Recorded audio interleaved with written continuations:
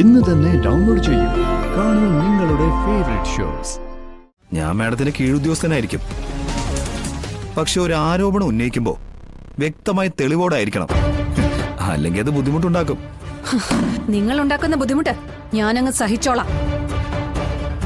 പക്ഷേ അപ്പൊ ഞാൻ ഉണ്ടാക്കുന്ന ബുദ്ധിമുട്ട് നിങ്ങളും സഹിക്കേണ്ടി വരും.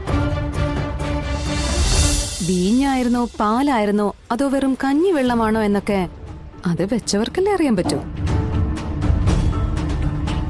ഞാൻ ഒരാളെയും, അതിപ്പോ എന്റെ ഹസ്ബൻഡ് ആണെങ്കിൽ പോലും, എന്റെ അധികാരപരിധിയിൽ നിന്നുകൊണ്ട് സഹായിച്ചിട്ടില്ല. പിന്നെ തെറ്റ് ചെയ്തവരാരാണെങ്കിലും ശിക്ഷിക്കപ്പെടണം. അതിവിടുത്തെ നിയമം അനുശാസിക്കുന്നതാണ്. അവിടെ മറ്റു ബന്ധങ്ങൾക്കൊന്നും ഒരു സ്ഥാനവുമില്ല. മാഡത്തിന്റെ ഹസ്ബൻഡ് ഒളിച്ചു താമസിക്കുന്നത് മാഡത്തിന്റെ വീട്ടിൽ തന്നെയാണെന്ന് പറയുന്നുണ്ടല്ലോ. അത് കണ്ടുപിടിക്കാനാണ് ഇവിടെ പോലീസ് ഉള്ളത്. പോലീസിന്റെ പണി കൃത്യമായി ചെയ്താ ഒരാൾക്കും അങ്ങനെ ഒളിച്ചു കഴിയാൻ പറ്റില്ലല്ലോ. പ്രതി ജില്ല ഭരിക്കുന്ന കളക്ടറുടെ ഭർത്താവാകുമ്പോ കീഴുദ്യോഗസ്ഥർക്ക് നിയമം നടപ്പിലാക്കാൻ കുറച്ച് ബുദ്ധിമുട്ടുണ്ടാകുമല്ലോ അല്ലേ? ആ ബുദ്ധിമുട്ട് നിങ്ങൾക്കാർക്കും ഉണ്ടാവില്ലല്ലോ. കാരണം നിങ്ങൾ ആരും എന്റെ കീഴ് ജീവനക്കാരോ ഞാൻ പറയുന്നത് കേട്ട് നിൽക്കേണ്ടവരോ അല്ല. അപ്പൊ നിങ്ങൾക്ക് പോലീസിനെയും കൂട്ടി എന്റെ വീട്ടിലേക്ക് വരാം. വന്ന് പരിശോധിച്ചോ. എല്ലാം വെറുതെ അങ്ങ് മനസ്സിൽ കണ്ട് വെച്ചങ്ങ് എഴുതി പിടിപ്പിക്കാതെ സത്യസന്ധമായി ഒന്ന് വന്ന് തിരക്കിയിട്ട് ആരോപണങ്ങൾ ഉന്നയിക്ക. അതാണ് ചാനൽ ധർമ്മവും പത്രധർമ്മവും. അല്ലാതെ ഊഹാപോഹങ്ങൾ എഴുതി പിടിപ്പിക്കലല്ല. ഇങ്ങനെ ഒരു സ്പിരിറ്റ് ബന്ധം ഭർത്താവിൽ ആരോപിച്ച സ്ഥിതിക്ക് കുറച്ചുനാൾ ലീവ് എടുത്തു മാറി നിന്ന് കേസന്വേഷണം സുഗമാക്കുന്നതല്ലേ ശരിയായ നടപടി? സഹോദരി, ഏതാ ചാനല്?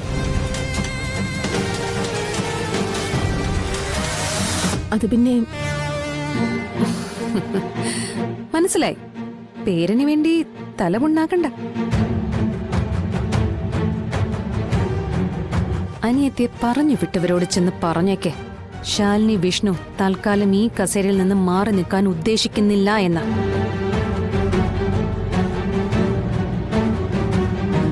അതിനു വേണ്ടിയാണ് ഈ കാണുന്ന പെടാപ്പാടൊക്കെ പെടുന്നതെങ്കിൽ ചുമ്മാ സമയം കളയണ്ടെന്നും പറഞ്ഞേക്കെ.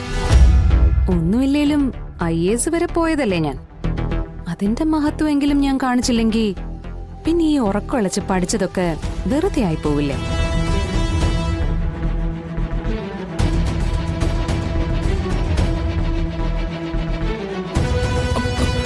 മാഡം മാഡം ഒരു മിനിറ്റ്, അത് കലക്കി മാഡം.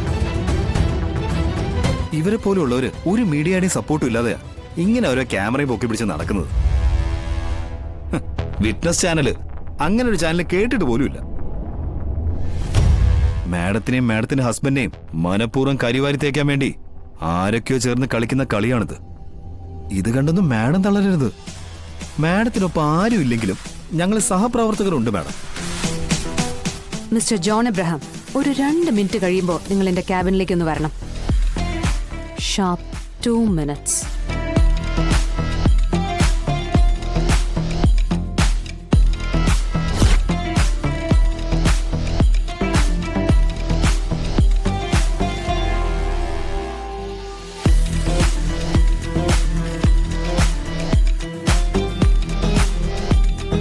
എന്തായിരിക്കും?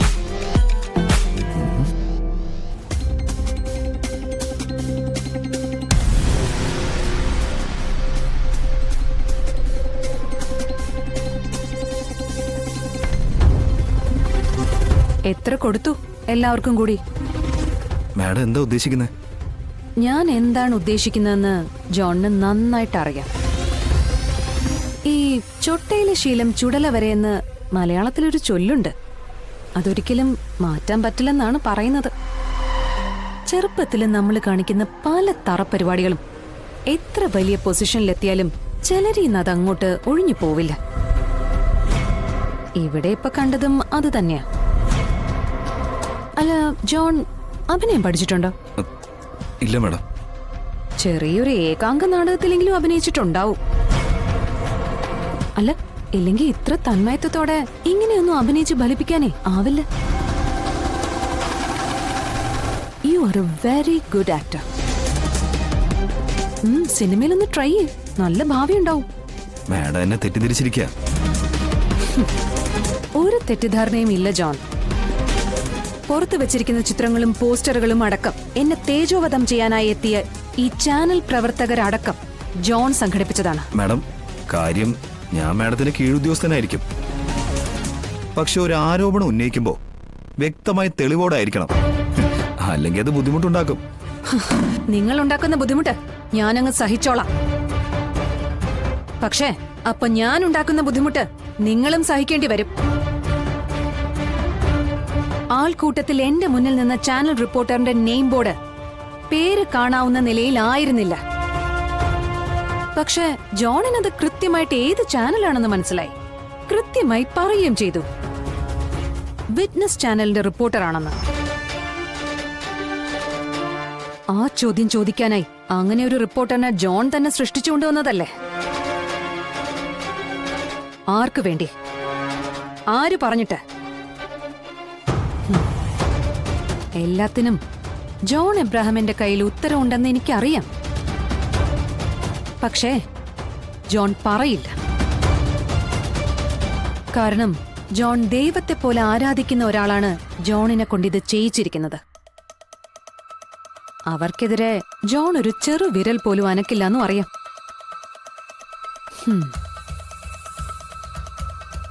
ഇനി ഇത് ഞാൻ എങ്ങനെ മനസ്സിലാക്കിയെന്നല്ലേ? കാര്യം വളരെ സിമ്പിളാ.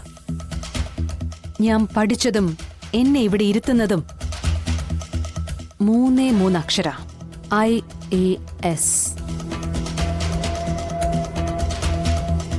ആ 3 അക്ഷരങ്ങൾക്ക് ഒരുപാട് കഷ്ടപ്പാടിന്റെയും ഉറക്കുവിളക്കലിന്റെയും പട്ടിണിയുടെയും വിലയുണ്ട് ജോൺ. അതങ്ങനെ ആർക്കും ചവിട്ടി മെതിച്ച് കടന്നു പോവാനും സാധിക്കില്ല. ഒന്നുമില്ലെങ്കിലും ഇതുവരെ എത്തിയതല്ലേ ഞാൻ. അപ്പൊ പിന്നെ ഇതുപോലൊരു തെരുവ് നാടകത്തിന്റെ വില പോലും ഇല്ലാത്ത കോമാളിത്തരം കണ്ടിട്ട് മനസ്സിലാവില്ലെന്ന് വന്നാ പിന്നെ രാജിക്കത്ത് എഴുതി വെച്ചിട്ട് വീട്ടിൽ പോയിരിക്കുന്നതല്ലേ നല്ലത്.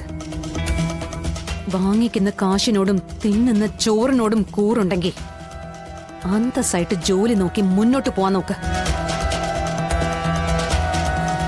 ഇനി മേലിൽ പഴയ കോളേജിലെ ആർട്സ് ക്ലബ് സെക്രട്ടറിയുടെ കുരുട്ട് ബുദ്ധിയുമായിട്ട് ഇങ്ങോട്ട് വന്നേക്കരുത്. വന്ന ഇപ്പൊ ഇരിക്കുന്ന ആ കസേരയില് വേറെ ആൺപിള്ളേര് കേറിയിരുന്നു വരും. പൊക്കോ.